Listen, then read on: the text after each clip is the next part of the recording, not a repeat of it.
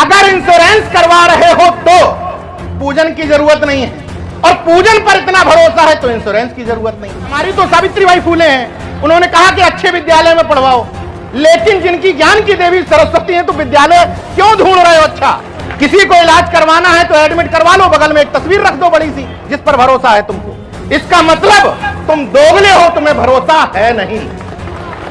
मुझे प्रकांड विद्वानों ने यह बताया है कि ईश्वर की मर्जी के बिना, तो मैं अगर यहां बोल रहा हूं इसका मतलब ईश्वर की मर्जी। उसी ने मुझसे कहा है कि जाओ और इन भक्तों को बताओ कि तुम्हारे और तुम्हारे ईश्वर के बीच में एक बिचौलिया है जो माल पीट रहा है। मंचों पर शिव दयाल चौरसिया भूल जाओगे, अगर संत राम बीए प्रजापति भूल जाओगे, अगर माता दीन भंगी भूल जाओगे, अगर झलकारी बाई भूल जाओगे, संत गाडगे भूल जाओगे, तो फिर तुम्हारा सामाजिक परिवर्तन टिकेगा नहीं। कुर्मी, यादव, मौर्य और चमार, इन चार जातियों को यह करना है कि अगर आप बहुजन बन गए हैं तो अपने जाति महासभाओं के कार्यक्रमों में जाना बंद कर दें।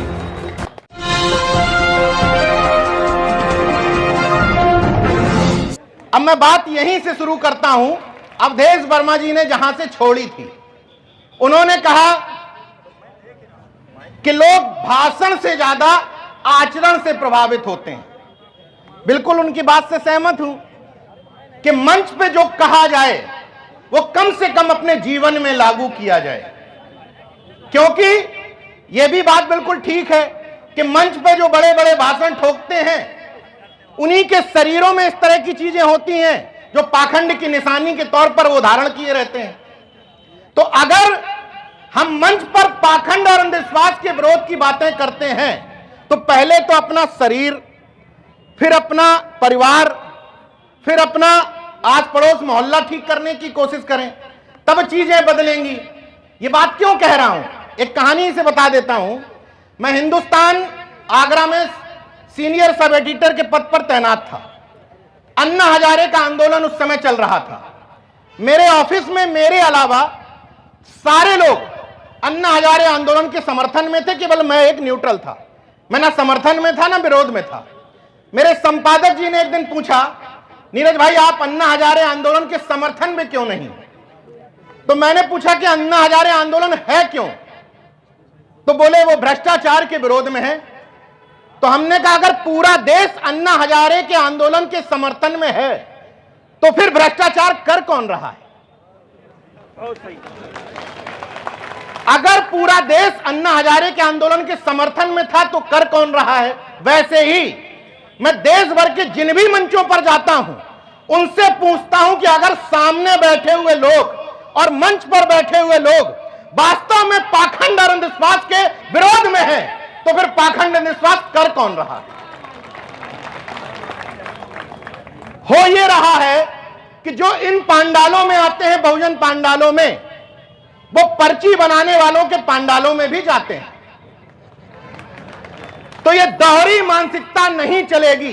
अगर इन बहुजन पंडालों में आ रहे हो तो वो शिवलिंग पे बेलपत्री चिपकाने वाले के पंडाल में जाना बंद कर दो।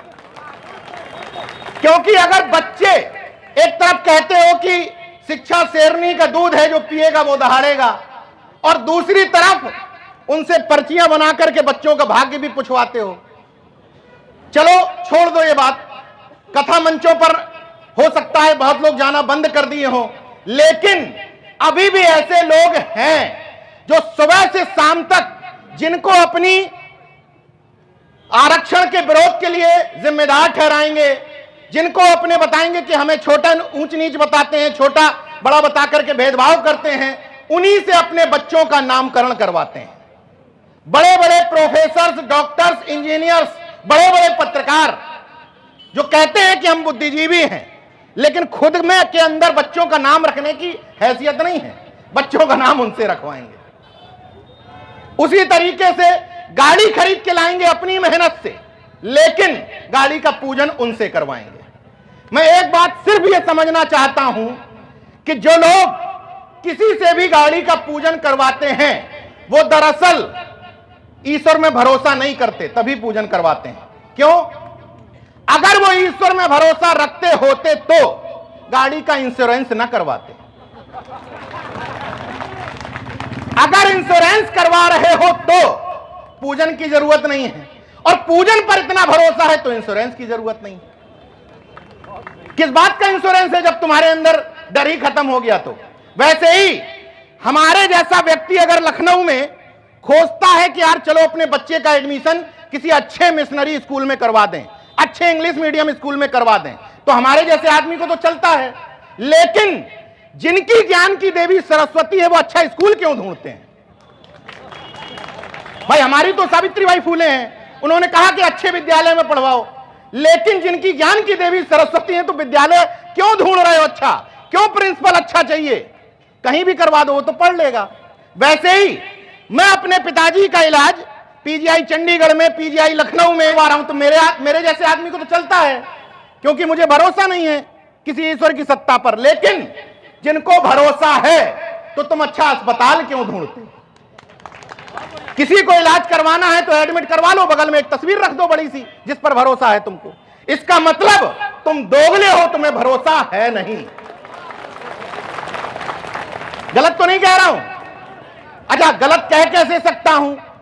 मुझे प्रकांड विद्वानों ने यह बताया है कि ईश्वर की मर्जी के बिना, प्रकांड विद्वानों ने बताया है, तो मैं अगर यहां बोल रहा हूं इसका मतलब ईश्वर की मर्जी बताओ नहीं होती तो मैं क्या बोल पाता? क्या मैं क्या लखनऊ से यहां तक आ पाता? क्या इसका मतलब उसी ने मुझसे कहा है कि जाओ और इन भक्तों को बताओ कि तुम्हारे और तुम्हारे ईश्वर के बीच में एक बिचौलिया है जो माल पीट रहा है। उसी के आदेश से आया हूं मैं। उसका आदेश नहीं होता तो मैं नहीं आ पाता। गलत तो नहीं कह रहा हूं? वैसे ही हिंदी, हिंदू, हिंदुस्तान का ठेका किसका है? जो कहते हैं कि हिंदी, हिंदू, हिंदुस्तान, जो हिंदी की बात करने वाले लोग हैं उनके बच्चे इंग्लिश मीडियम स्कूल में पढ़ रहे हैं। जो आपसे कहते हैं कि हिंदी हिंदी हिंदी हिंदी, वो अपने बच्चों को इंग्लिश मीडियम स्कूल में पढ़ा रहे हैं। जो आपसे कहते हैं हिंदू, वो अपने बच्चों के लिए ईसाई मिशनरीज स्कूल ढूंढ रहे हैं, सिफारिश लगवा करके एडमिशन करवा रहे हैं। और जो आपसे कहते हैं हिंदुस्तान, वो अपने बच्चों को विदेश में पढ़वा रहे हैं। तो केवल काबड़ होने का ठेका, केवल हिंदू हिंदुस्तान करने का ठेका, हिंदू मुसलमान करने का ठेका किसका है? हमारे आपके बच्चों का। किसी भी नफरत की आंधी में, चाहे वो संभल की घटना हो या इधर बहराइच की घटना, किसी भी नफरत की घटना में, चाहे इस पक्ष का आदमी, आप आंकड़े उठा के देख लीजिए गुजरात से लेकर कहीं के भी दंगों के, चाहे इस तरफ का हिंदू हो चाहे इस तरफ का मुसलमान, मरने वालों में किसी रहीज़ादे की औलाद नहीं होगी। दोनों तरफ से मरने वाले लोग गरीब और मजलूम की ही औलाद होते हैं। तो नेता और बड़े बड़े अधिकारी उनके नाम पर रोटियां सेकेंगे राजनीति की, लेकिन मरने के लिए, वहां पर शहीद होने के लिए केवल हमारे आपके घर के बच्चे हैं। छोड़ दो, बॉर्डर पर शहीद होने वालों की लिस्ट उठा करके देख लो, वहां भी देख लो कि किनके घर के बच्चे बॉर्डर पर हमारी रक्षा करने के लिए डटे हुए हैं। इसलिए मैं आप लोगों से यह अनुरोध कर रहा हूं कि कम से कम इन कार्यक्रमों में आते हो, इन मंचों पर आते हो, तो कुछ बातें अपने दिल से एकदम क्लियर कर लो कि हमको क्या करना है और क्या नहीं करना है। समस्या यह है कि सामाजिक न्याय की बात जब हम करते हैं तो सामाजिक न्याय में का मतलब हम समझ लेते हैं कि दो चार जातियों को इकट्ठा कर लो, सामाजिक न्याय बन जाएगा। दरअसल राजनीतिक परिवर्तन और सामाजिक परिवर्तन को हम आपस में क्लब कर देते हैं, जबकि दोनों अलग अलग चीजें हैं। राजनीतिक परिवर्तन में तो चल सकता है कि किसी विधानसभा में आप बड़ी बड़ी जातियों का समीकरण उठा लें और कह लें कि हम जीत जाएंगे, लेकिन सामाजिक परिवर्तन में अगर मंचों पर शिवदयाल चौरसिया भूल जाओगे, अगर संत राम बीए प्रजापति भूल जाओगे, अगर माता दीन भंगी भूल जाओगे, अगर झलकारी बाई भूल जाओगे, संत गाडगे भूल जाओगे, तो फिर तुम्हारा सामाजिक परिवर्तन टिकेगा नहीं। हम सब की जिम्मेदारी है। एक बात बिल्कुल सही है, मैंने पिछले कार्यक्रम में लक्ष्मण भाई और हम साथ में थे, उधर भी मैंने कहा था कि जिसकी जितनी संख्या भारी उसकी उतनी हिस्सेदारी। इस नारे का उपयोग आप सामाजिक परिवर्तन के लिए कर रहे हैं या महज विधानसभा लोकसभा चुनाव जीतने के लिए, यह आपकी जहनियत पर डिपेंड करता है। जिसकी जितनी संख्या भारी उसकी उतनी हिस्सेदारी। सुनने में अच्छा तो लगता है, लेकिन इस नारे के चक्कर में तुम अपने नाई समाज के भाई को भूल गए, क्योंकि ना संख्या भारी ना हिस्सेदारी। तो नाई क्या करे? क्या करे नाई समाज का व्यक्ति? आपका चौरसिया समाज का व्यक्ति क्या करे बताइए? संख्या भारी और हिस्सेदारी के चक्कर में तो 4-5 जातियां आती हैं, वही मंचों पे भी दिखती हैं, तो बाकी व्यक्ति क्या करे? इसलिए बदलते वक्त की जरूरत के हिसाब से मैं बार बार एक बात कहता हूं कि हमें बदलते वक्त की जरूरत के हिसाब से अपने नारों में, अपनी डिमांड्स में बदलाव करना है। जैसे जब महामना रामस्वरूप वर्मा जी काम करते थे अर्जक संघ बना करके, तो उस समय इस नारे की जरूरत था, उस समय इस नारे की बेहद जरूरत थी कि दो बातें हैं मोटी मोटी, सबको इज्जत सबको रोटी। इस समय ये सरकारें रोटी तो दे रही हैं, रोटी नहीं छीन रही हैं आपसे, रोटी का निवाला तो पकड़ा दे रही हैं, लेकिन इज्जत छीन ले रही हैं। तो हमें अब बदलते वक्त के साथ रोटी के क्रॉस करके एक डिमांड रखनी है कि मान सम्मान स्वाभिमान और इज्जत से समझौता नहीं करेंगे। जो आपके चेहरे, आपके समाज के चेहरे जो आपको दिखा करके आपका वोट बैंक लूटने की जो योजना चल रही है, इसको हम बहुत गंभीरता के साथ समझेंगे। क्यों समझने की जरूरत है? इसलिए समझने की जरूरत है क्योंकि उनको एक बात बहुत अच्छी तरह से पता है कि कितना इनको संविधान रटा लो, कितना इनको आरक्षण की बात कर लो, लेकिन जैसे ही जाति का मुखौटा सामने आता है, वैसे ही ये गर्दन झुका करके कटने को तैयार हो जाते हैं। ये बात उनको बहुत अच्छी तरह से समझ में आ गई है। इसलिए हम सब अगर बहुजन बन रहे हैं तो हम एक काम और करना है, कम से कम 4 जाति के लोगों को, स्पष्ट बोल रहा हूं, मुझे कोई किसी से राग द्वेष नहीं रहता है, कुर्मी, यादव, मौर्य और चमार, इन 4 जातियों को यह करना है कि अगर आप बहुजन बन गए हैं तो अपने जाति महासभाओं के कार्यक्रमों में जाना बंद कर दो। बाकी के लिए नहीं कह रहा हूं, वजह है बाकी के लिए क्यों नहीं कह रहा हूं। अब नाई से आप कहोगे कि जातिवाद बंद कर दो, जातिवाद करेगा खाक, जातिवाद करेगा कैसे हो? तो पहले तो उनकी जिम्मेदारी है जो मंचों पे बुलाए जाते हैं, हमारे जैसे लोग। मैं अपनी तरफ उंगली करता हूं, किसी की तरफ नहीं करता हूं। पहले तो हम अपने से सवाल करें कि हम खुद कितने बहुजन बन पाए, तब हम दूसरे की तरफ उंगली उठाएंगे। अब जाति महासभाओं से तकलीफ क्या होती है यह भी बता देता हूं, मैं प्रैक्टिकल बता रहा हूं क्योंकि 9 साल जातिवाद करके देख चुका हूं। समस्या यह होती है कि जैसे इन पांडालों पर अभी कहा जाए, जाग जाओ कुर्मी वंश के सूरवीरों, जाग जाओ यदुवंश के क्षत्रिय वीरों, जाग जाओ मौर्य वंश के वीरों, तो होगा क्या? जो आपका ही अपना भाई प्रजापति समाज का यहां बैठा हुआ है, वो आपको अपना भाई मानता है, लेकिन वो पता क्या कहेगा? वो सोचेगा कि अगर जाग गए, ये सब जाग गए, तो जाग के गांव में होंगे किसके खिलाफ? हमारे खिलाफ, क्योंकि इनके खेत से हमारे खेत लगे हैं। तो जाग के लड़ेंगे किससे? हमसे लड़ेंगे, तो इनको नहीं जीतने देना है। तो तुम्हारे जाग जाओ के चक्कर में तुम्हारा भाई तुम्हारा दुश्मन बन गया, वो जाग गए जिनके खिलाफ तुम्हारी लड़ाई है। तुम्हारा अपना भाई नहीं जागा, उनको जगा दिया तुमने जाग जाओ के चक्कर में। इसलिए अगर इन बहुजन मंचों पर दहाड़ते हो तो आज के बाद सिर्फ एक बात कहनी है, जाग जाओ बहुजन वंश के सूरवीरों, क्योंकि हम सब घुमा फिरा करके एक ही रक्त वंश के हैं, कोई भाई छोटा कोई भाई बड़ा।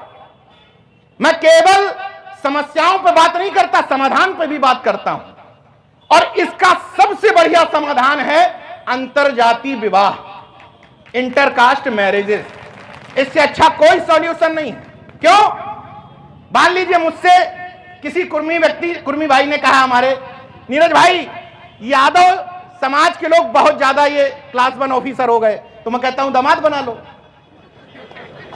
भाई किसी यादव को अगर तकलीफ है कि कुर्मी ज्यादा दिखने लगे पीसीएस में आईएएस में, तो दामाद बना लो, आपस में रिश्ता स्थापित कर लो। सामने वाले मधुवादी सामंतियों की काट इसी में छुपी है। तो ये केवल 2 जातियों की बात नहीं है, यही कॉम्बिनेशन कुर्मी मौर्य में, मौर्य कोरी में, कोरी चमार में, सब में आपस में स्थापित करना है। और जिस दिन ये वैचारिक रिश्तेदारी तुमने डेवलप कर ली, उस दिन उनका फड़फड़ाना शुरू हो जाएगा। अगर कोई यादव समाज का व्यक्ति पेरियार ललई की यादव की जयंती 10,000 की भीड़ के साथ मना रहा है, उससे सत्ता वालों को कोई तकलीफ नहीं है, कोई तकलीफ नहीं है। लेकिन अगर वही जयंती प्रजापति समाज का व्यक्ति 5,000 भीड़ के साथ मना रहा है तो बिलबिला जाएंगे। यह वक्त की जरूरत है कि हमें यह करना ही होगा। इसलिए मैं कहता हूं कि अगर पाखंड और अंधविश्वास के विरोध में हो तो शरीर से 3 निशानियां गायब कर दो, 1 2 3। क्लियर है? इसको बताने की जरूरत नहीं है, क्योंकि जब तुम किसी सार्वजनिक जगह पर बैठे होते हो तो वह ऐसे सांस में से देखते हैं झांकते हुए कि इनमें से कौन कौन गुलाम बैठा है। भाइयों से एक अनुरोध, क्योंकि युवा भाई मेरे बहुत सारे हैं इधर और मेरा परिचय पत्रकार के तौर पर करवाया गया है, तो युवा भाइयों से एक विशेष तौर पर अनुरोध कि हम लोगों का भाषण सुन करके एकदम गर्मजोशी से यह मत सोच लीजिएगा कि आज डंडा लेके बाहर निकल जाएंगे। जो मिलेगा उसको एकदम आपको होश से काम लेना है। कभी भी सोशल मीडिया में सार्वजनिक तौर पर किसी धर्म के ऊपर टिप्पणी नहीं करनी है। ये गौर करिएगा इस बात पे। अगर आपको, देखिए सीधी सी बात है, आपको अपनी लकीर लंबी खींचनी है। आपको ये क्या कहने की जरूरत है सोशल मीडिया पर कि हमारी ज्ञान की देवी सरस्वती नहीं है? जरूरत ही नहीं है। आपको केवल यह बताना है कि हमारी ज्ञान की देवी सावित्रीबाई फूले कौन सी धारा में अपराध है। अगर आप लिखोगे सोशल मीडिया पर कि जातिवार जनगणना चाहिए, कौन सी धारा में अपराध है? अगर आप कहोगे कि ओबीसी के लिए भी हमें विधानसभा और लोकसभा में रिप्रेजेंटेशन और आरक्षण चाहिए, कौन सी विधानसभा में अपराध है? आप कहोगे लेटरल एंट्री नहीं चाहिए, कौन सी धारा में अपराध है? इतने मुद्दे आपके पास लिखने को हैं भाई। इन सब चीजों के लिए हम लोगों को छोड़ दो ना। थोड़े बहुत चर्चित हो गए हैं तो थोड़ा बहुत छेड़ने में आदमी को डर लगता है। तो तुम्हें गांव घर में रहने में छेड़ने की जरूरत नहीं है। 2 तरीके हैं गांव में विरोध करने। गांव वाले गौर से सुन लें, किसी भी विचारधारा का विरोध करने के 2 तरीके हैं। एक तरीका है विरोध करना। किसी ने भगवत पांडाल का मंच सजाया, वहां पहुंच गए चौधरी बन करके, मैं ये सब नहीं मानता, मैं सब विरोध में हूं इसके। अब पता चला FIR दर्ज हो गई, अब रोते घूम रहे हो। दूसरा तरीका है गांव में रहने वालों को विरोध नहीं करना है, गांव में रहने वालों को बाइकआउट करना है। दोनों का अंतर समझ गए? अंतर यह है कि या तो वहां जाकर के ढिंडोरा पीटो कि हम नहीं मानते, या हम तुम्हारी जगह पर, पाखंडी जगह पे जाएंगे नहीं। अगर देखिए बहुसंख्यक तो हम ही हैं, उपभोक्ता तो हम ही हैं। अगर हम ये तय कर लें कि हम वोट हमारा बहुजन को, नोट हमारा बहुजन को, अगर बहुसंख्यक समाज के लोग ये तय कर लें तो पाखंड वाली दुकानें भी बंद हो जाएंगी और वैसी वाली भी हो जाएंगी। सिर्फ अगर हम ये तय कर लें कि हम सुई से लेकर हवाई जहाज तक अपने जीवन का 1 रुपए की भी कमाई पाखंडी आयोजनों में ना खर्च करके कोई भी सामान खरीदेंगे, अपने बहुजन समाज के व्यक्ति की दुकान से खरीदेंगे, तो दुकानें बंद हो जाएंगी कि नहीं हो जाएंगी? इसमें किसी की आलोचना की बात नहीं है, अपने समाजों को आगे बढ़ाने की बात है। लेकिन फिर बहुजन का मतलब बहुजन ही होना चाहिए। फिर वहां पर टॉर्च लगा के जाति खोजते मत घूमिएगा। फिर बहुजन का मतलब बहुजन। और जब टीवी देख रहे हो आपके घर के बच्चे और महिलाएं, या हमारी कुछ माताएं बहनें बैठी हुई हैं, आपसे अनुरोध कि घर पे सेंसरशिप लागू करनी है। क्यों? उन्होंने एक बात समझ ली कि अच्छा, कार्यक्रमों में जा करके इनको ये समझ में आ गया कि इनको ये पाखंडी सीरियल नहीं देखने हैं, तो उन्होंने नए दौर में कुछ नए नए आइटम निकाले। कैसे? डायन, चुड़ैल, नागिन सीरियल आते हैं कि नहीं आते हैं ना सीरियल? ये सीरियल इसीलिए शुरू किए गए हैं कि तुम घुमा फिरा करके उसी पाखंडी व्यवस्था में बने रहो। आज के बाद, यहां से निकलने के बाद, आपके मोहल्ले में जितने भी बहुजन समाज के लोग रह रहे हो, अगले कार्यक्रमों में उनको ट्राई मारना है। रस्सी आवत जाते सिल पर परत निशान। एक बार ट्राई मारोगे, 2 बार ट्राई मारोगे, 3 बार ट्राई मारोगे, चौथी बार झकमार के साथ में आएगा। लेकिन उसके लिए करना यह पड़ेगा कि अपनी गाड़ी की एक सीट खाली रखनी पड़ेगी। जो अपनी जाति के लोगों से 5 सीट भर रहे हो, उसमें जाति के 2 लोग उतार दो और दूसरी जाति के 2 लोग बैठा लो। यह करना पड़ेगा। और अब बात है कि भाषण और आचरण, मेरी गाड़ी में 3 लोग आए हैं, वैसे 5 लोग आते हैं, इस बार 3 लोग आए क्योंकि क्लियर नहीं था जाना है कि नहीं जाना। तीनों के नाम बता देता हूं। एक मैं खुद नीरज भाई पटेल, दूसरे चेतन जायसवाल, तीसरे अजय साहू। वही कहता हूं जो जीवन में लागू करता हूं। साहू जी हमारे साथ 3 कार्यक्रमों में आए हैं, भाषा बदल गई। क्योंकि दिक्कत क्या है नीरज भाई, पत्नी नहीं बदल रही, हम तो बहुत बड़े सामाजिक न्याय के झंडावरदार बन गए, पत्नी नहीं मान रही, बच्चे नहीं मान रहे। मानेंगे कहां से जब कार्यक्रमों में लाओगे नहीं। कार्यक्रम में आते हो तुम, भाषण ठोकते हो तुम, सुनते हो तुम, पत्नी को जब एक ही पता है कि भैया गोबर पूजना है, तो कैसे बताओगे कि गोबर नहीं, ये माधव नहीं है, गोबर है। जब कार्यक्रमों में लाओगे तब तो पत्नी को पता चलेगा कि ये भी एक सोचने का ढंग है। तो जितने आयोजक हैं, मैं पूछ नहीं रहा हूं, तमाम लोग फेल हो जाएंगे, मैं दावे के साथ कह रहा हूं कि जितने आयोजक हैं उतने लोग भी अपनी पत्नियों को नहीं लाए होंगे। दावे के साथ कह रहा हूं, दावे के साथ कह रहा हूं, लेकिन पूछ नहीं रहा हूं क्योंकि बदनामी होगी। अगर बदनामी से डर रहे हो तो अगली बार पूछूंगा। मैक्सिमम नहीं लाए होंगे तो मैं क्या कह रहा हूं कि आप दूसरे से क्या खाक कहोगे। जब आप आयोजक हैं तो पहली जिम्मेदारी इसकी शुरुआत अपने घर से करो, क्योंकि पत्नी के बिना बदले कुछ भी नहीं बदल सकता, यह तय करके रख लो। अगर किसी गाय को समझाना है, सीधा सीधा कॉन्सेप्ट है, अगर किसी बच्चे को पकड़ लो, बछड़े को अपने पास ले आओ, पीछे पीछे गाय आएगी और पीछे पीछे साढ़ भी आ जाएगा। पहले बछड़े को पकड़ना होगा, इसलिए वक्त की जरूरत के हिसाब से बच्चों पर काम करना जरूरी है।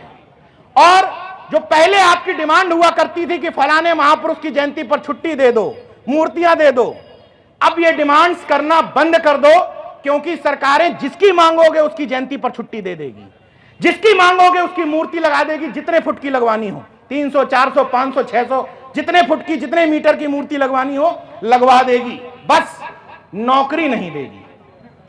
तो अब डिमांड क्या करनी है भैया, दीनदयाल उपाध्याय के नाम पर इंटर कॉलेज बनवा दो, उसमें प्रिंसिपल हमारा बना दो। श्यामा प्रसाद मुखर्जी के नाम पर डिग्री कॉलेज बनवा दो, उसमें प्रोफेसर हमारे भर्ती कर दो। तो नाम ले लो तुम, हिस्सेदारी दे दो हमें। और अभी क्या हो रहा है, नाम मिल रहा है तुम्हें और प्रोफेसर बनना है वो। तो बदलते वक्त, अम्बेडकर यूनिवर्सिटी सबसे अच्छा उदाहरण है। बाबा साहब भीमराव अंबेडकर यूनिवर्सिटी केंद्रीय विश्वविद्यालय, मतलब मजाक बना करके रख दिया है, उसी एकमात्र विश्वविद्यालय है जहां से सबसे ज्यादा कंप्लेंट मेरे पास आती है कि नीरज भैया बाबा साहब की जयंती नहीं मनाने दे रहे, BBAU नाम से यूनिवर्सिटी में। तो मतलब क्लियर है ना बात। यहां पर यह कहकर के खत्म करूंगा कि घर पे जाना और जितने लोगों के घर में एक महापुरुष की तस्वीर हो तो जाकर के आज 5 महापुरुष लगा देना, 5। क्योंकि तुम्हारे घर में घुसने के बाद अगर कोई व्यक्ति महापुरुष की तस्वीर से तुम्हारी जाति पहचान लेता है तो माफ करिएगा, तुम बहुजन नहीं, तुम अभी भी उसी जातिगत सोपान में डूबे हुए हो। अब ये आरोप लोग लगाएं कि नीरज भाई पटेल लिखते हैं और बड़े जातिवाद के खिलाफ बोल रहे हैं, तो ये नाम हमारे बाप ने रखा था, नीरज भाई पटेल हमारे बाप ने, और हम जिसके बाप हैं उसका नाम रखा है हमने कबीर शिवाजी। जब मैं डिसीजन मेकर हुआ तो मैंने यह तय कर दिया कि मेरे बेटे की शादी जाति में नहीं ही होगी, मेरे बेटे के नाम में जाति नहीं ही होगी। मैं एक और झक्कपन करने जा रहा था, लेकिन मैंने कहा कि बेटे के साथ अन्याय होगा। मैं चाह रहा था कि उसका सर्टिफिकेट बनवा दूं नो कास्ट नो रिलीजन का, लेकिन इससे उसको रिजर्वेशन नहीं मिलेगा। मैं उसको वंचित क्यों करूं अपने झक्कपन की वजह से। उसको बड़ा हो जाने दो, वो तय करेगा कि उसको क्या करना है नहीं करने का। वैसे ही एक और डिमांड हमारी सरकार से है कि जैसे वोट डालने की तुमने उम्र तय कर रखी है कि इतने उम्र के हो जाओगे तब तुम वोट डालोगे, वैसे ही सरकारों से एक अनुरोध है कि अगर तुम संविधान को सही रूप से लागू करवाना चाहते हो, संविधान के धर्मनिरपेक्ष स्वरूप को बचाए रखना चाहते हो, तो जन्म के आधारित किसी व्यक्ति को धर्म मत पकड़ाओ। जब वो बालिग हो जाएगा उसको 21 साल तक कुरान, बाइबल, गीता सब कुछ पढ़ाओ। जब वो बालिग हो जाएगा उसको तय करने दो किस धर्म में जाना चाहता है या नहीं जाना चाहता है। क्योंकि जैसे संविधान किसी धर्म को मानने वाले को इजाजत देता है, वैसे ही संविधान हमारे जैसे अनीश्वरवादी को इजाजत देता है। हमें धर्म नहीं मानना, हम नहीं मानेंगे। और अंतिम शब्दों के साथ बात खत्म कर दूंगा इस मंच की तरफ से कि नमो बुद्धाय, जय भीम, जय मंडल, जय जग, इनकलाब जिंदाबाद। धन्यवाद।